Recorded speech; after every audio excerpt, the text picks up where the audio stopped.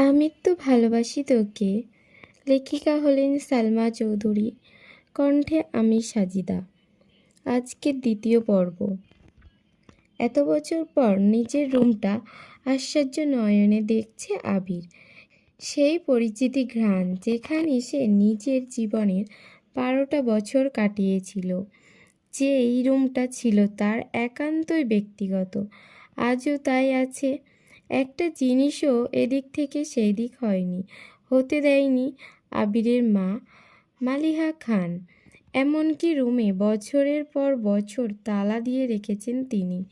যখনই ছেলের কথা মনে হতো, ছেলের রুমে এসে নীরবে কেঁদে যেতেন, যেন কেউ বুঝতে না পারে। আবির রুমে ঢুকে লাগেজ খুলে নিজের পরনের শার্ট নিয়ে হাতে শাওয়ার নিতে চলে যায়। শাওয়ার শেষে বের হলেন একটা কফি কালার টি শার্ট আর একটা ট্রাউজার পরে, হাতে টোয়ালে নিয়ে মাথার চুল মুছতে মুছতে। খাটে বসে আছে তানভীর। লাগেজ নিয়ে এসে রুমেই বসে আছে সে। তানভীরকে দেখে আবির জিজ্ঞেস করলো, কি হলো, কিছু বলবি? তানভীর মুচকি হেসে জিজ্ঞেস করছে, আচ্ছা ভাইয়া, ওই লাগেজটা ধরতে দিলে না কেন? কি আছে ওটাতে? আবিরের চক্ষুদয়ে উদ্বেগ স্পষ্ট। চোয়াল শক্ত করে উত্তর দিল, ওইটাতে আমার স্পেশাল কিছু জিনিস আছে। তানভীর হাসতে হাসতে উত্তর দেয়, সেই স্পেশাল জিনিসগুলো কি দেখতে চাচ্ছে আমার অবুঝ মন। কি বলবো আমি? স্বভাবসুলভ গম্ভীর কণ্ঠে উত্তর দিল আবির, কাউকে দেখানোর জিনিস, আশা করি স্পেশাল হবে না। তানভীর ভাইয়ের আপত্তি বুঝতে পেরে ওই বিষয়ে আর কিছু বলেনি, শুধু জিজ্ঞেস করে, বিকালে কি বের হবে?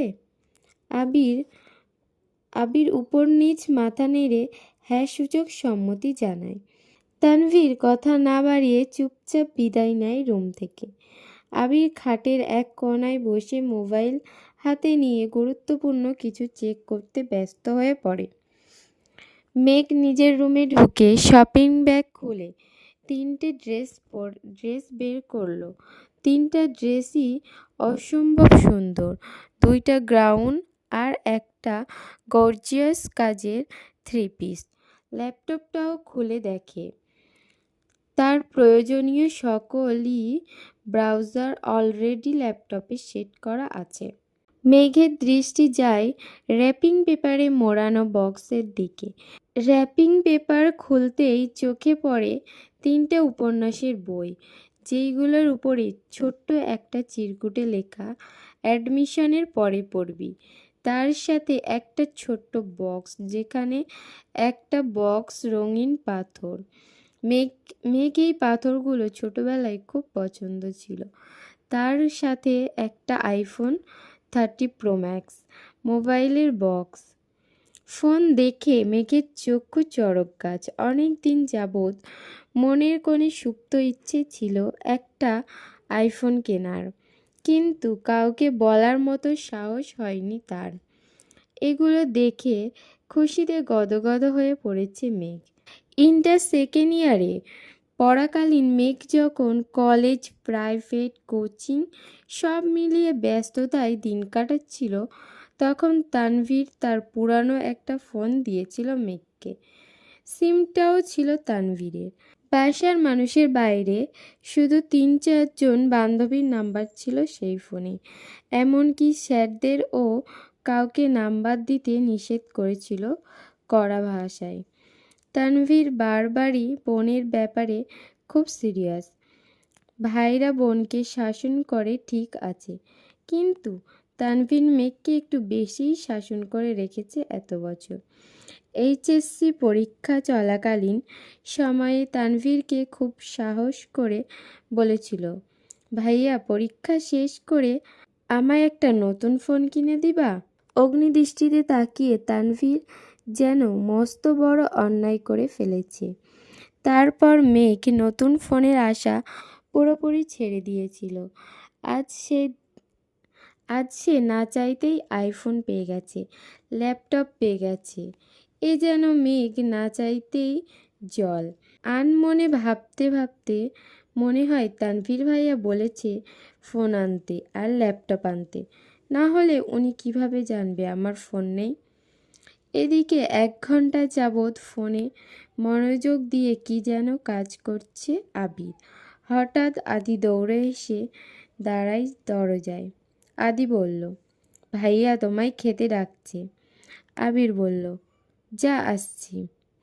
10 মিনিটের মধ্যে সাদা শার্ট পরে রেডি হয়ে নিচে নামলো আবির। অসময়ে তেমন কেউ নিচে নেই। বিকাল 4টা বাজে। সবার খাওয়া শেষ অনেক আগেই। মালিহা খান বসে আছে ছেলের জন্য। ছেলের ফিটফাট হয়ে রেডি হওয়া দেখে মালিহা খান জিজ্ঞাসা করলো, কোথাও যাবি? আবির বলল, হ্যাঁ একটু কাজ আছে। আবির চুপচাপ খাবার খাচ্ছে। ছোটবেলা যা যা সে পছন্দ করত সব রান্না হয়েছে আজ। সব খেতে পারেনি, যতটুকু সম্ভব খেয়ে উঠে পড়েছে। এর মধ্যে তানভীর হাজির হয়েছে। শান্ত কণ্ঠে বলল, ভাইয়া রেডি আছো? এখন যাবে নাকি না লেট হবে? আবির বলল, এখনই বের হব। মালিয়া খান রান্নাঘর থেকে ডেকে বলছেন, গাড়ি নিয়ে বের হবি, চাবি নিয়ে যা।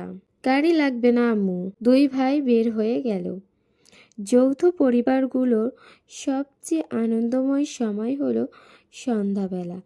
বাড়ির সকলে মিলে হইচই করে, বিকেলের নাস্তা খায়, একটু টিভি দেখে, খেলাধুলা করে, আড্ডা দেয়।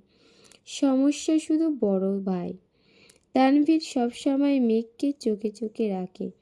কি করছে কি না করছে, কখন খাচ্ছে, পড়াশোনা করছে কি না, এই সব কিছুই দেখে যেন তার একমাত্রই কাজ। কিন্তু মিম আর আদিকে কোনো দিনও একটা ধমক পর্যন্ত দেয়নি তানভীর। এ কেমন দুমুখো ব্যবহার। তানভীর যতক্ষণ বাসার বাহিরে থাকে, মেঘ ততক্ষণ মুক্ত, স্বাধীন। তানভীর বাসায় না থাকায় 3 ভাই বোন মিলে ছুটোছুটি করছে। মেঘ যা বলে ছোট দুটো তাই করে। মেঘ আর আবিরের এখনো দেখা হয়নি। মেঘ কোচিং থেকে এসে রুমে যে ঢুকেছিল, তার গিফট নিয়ে ব্যস্ততার কারণে সবেমাত্র রুম থেকে নিচে এসেছে। অন্যদিকে আবির বাসা থেকে চলে গিয়েছে আরও 2 ঘন্টা আগে। মেঘ, মিম আর আদি ছুটোছুটি শেষ হয় বড় আব্বু জনাব আলী আহমেদ খানের বাসায় প্রবেশ করা দেখে। আলী আহমেদ খান বাসায় ঢুকতে ঢুকতে নিজের স্ত্রী মালিহা খানকে জিজ্ঞেস করলেন, আবির কোথায়? মালিহা খান উত্তর দিলেন, ও তো তানভীরকে নিয়ে বের হলো, বলল কি একটা কাজ আছে।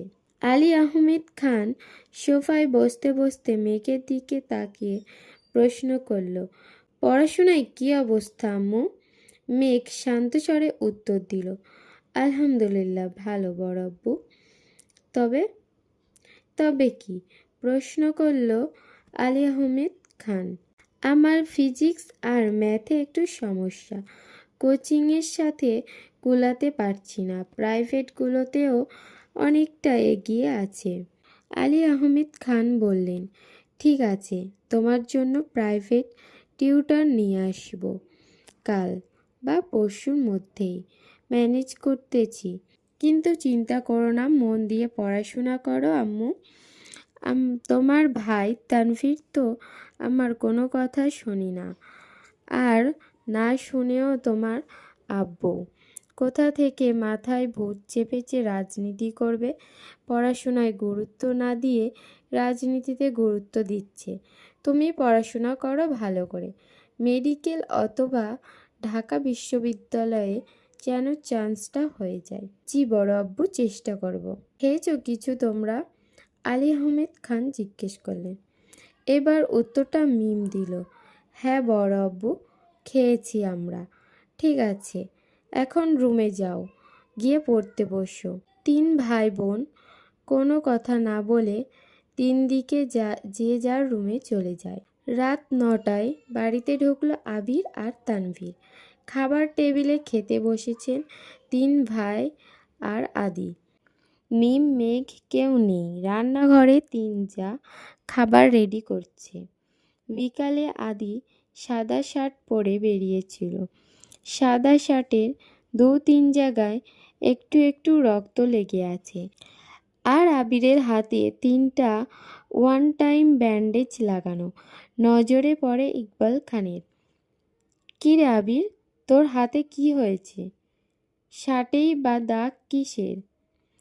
এই কথা শুনে ছুটে আসেন মালিহা খান। "কি হয়েছে আবির?" বুকের ভিতর ছ্যাদ করে উঠেছে। একমাত্র ছেলের শরীরে একটা আঁচড় ও মা সহ্য করতে পারে না। আবির বলল, "তেমন কিছু না, হাতে একটু লেগেছিল। ঠিক হয়ে যাবে, চিন্তা করো না।"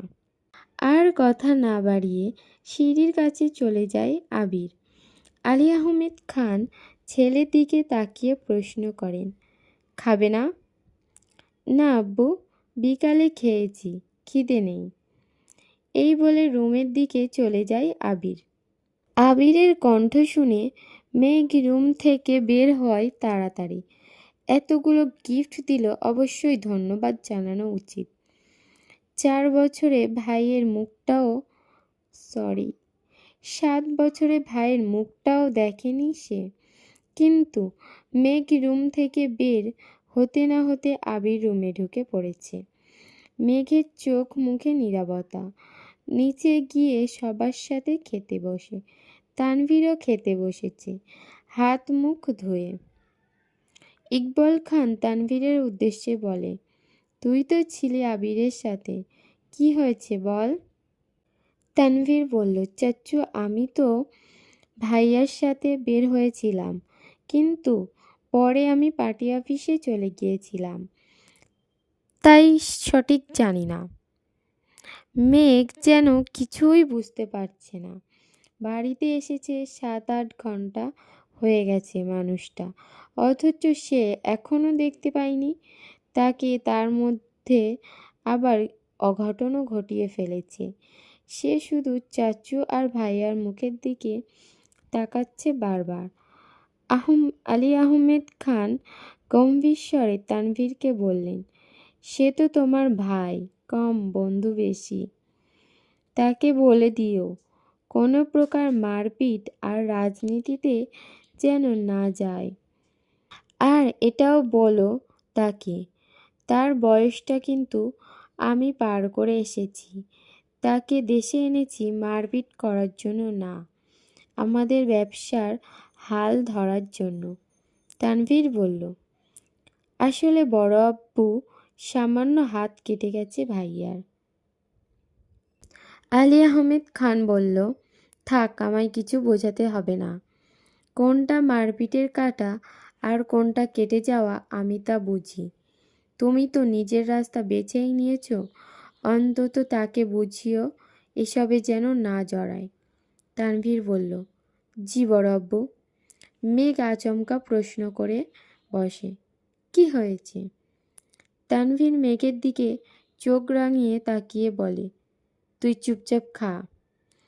ইকবাল খান বড় ভাইয়ের দিকে তাকিয়ে বলে, "আবির কেন মারপিট করবে?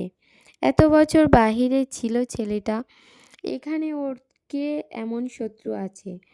বাড়ির সবার মধ্যে নীরবতা, কেউ কোনো কথা বলছে না। মেঘ মনে মনে ভাবছে, আবির ভাইয়া মারপিট করেছে, কিন্তু কেন? এত বছর ভাবতাম আমার ভাইয়াই পচা, রাজনীতি করে, আমায় শাসন করে, কিন্তু আবির ভাই তো দেখা যাচ্ছে পুরাই হিটলার। এই পর্বটি এখানেই শেষ। পরের পর্বটি দেখার জন্য আমার চ্যানেলটি সাবস্ক্রাইব করো, লাইক করুন এবং পাশে থাকুন। ধন্যবাদ।